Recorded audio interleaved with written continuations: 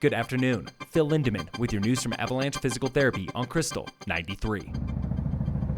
The Forest Service brought the big guns, but Mother Nature brought the bigger guns when storm clouds rolled into Silverthorne, soaking the Ptarmigan Fire with a half-inch of rain. Latest estimate puts the fire at 83 acres, still holding steady about a quarter mile from the nearest homes in Hamilton Creek. Dillon District Ranger Adam Bianchi from midday today. We've got two 20-person hand crews that are on order that are en route. And right now we've got one suppression crew of 7 personnel that are currently on the fire that are help directing the air resources. Ground crews are staged in Hamilton Creek and Angler Ranch, ready to protect homes and eventually get up on the fire. So right now we're really going to tie into the Ptarmigan Trail, use that trail to help us, and throw as much retardant as we can kind of along that west side. No structures have been damaged.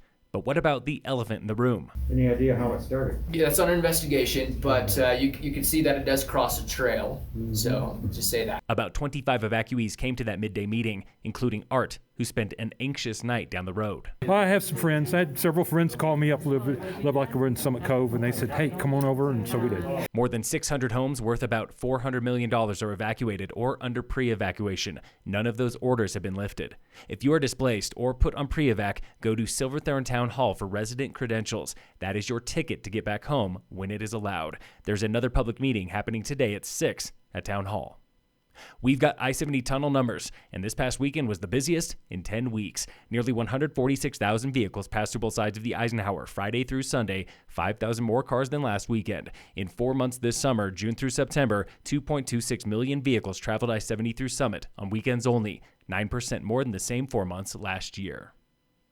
Frisco Town Council is talking barbecue at 5 o'clock, reviewing more than 820 responses from 1,800 people for and against the Colorado Barbecue Challenge. One commenter wants the town to end it, writing, "It was a good event, and then it got too big and crazy." Another thinks it could use some pruning, saying, "The way I see it, this is 3 days of inconvenience for a small population, and for everyone else, it's the kickoff to summer." Others simply want more vegetarian options, expanded parking, and a cap on attendance. Second reading of a short-term rental cap is on the agenda in Breckenridge tonight. Council revised that ordinance after hearing 5 hours of public comment to include exceptions for units under contract, new construction, and property transfers. The cap is still set at 2,200 permits townwide, about half as many as there are today. That vote happens after 7. In sports, the Rockies face the Nationals tonight at 6:40. And in local sports, Summit Girls Volleyball plays rivals Battle Mountain away tonight. Phil Lindemann with your news from Avalanche Physical Therapy on Krystal 93.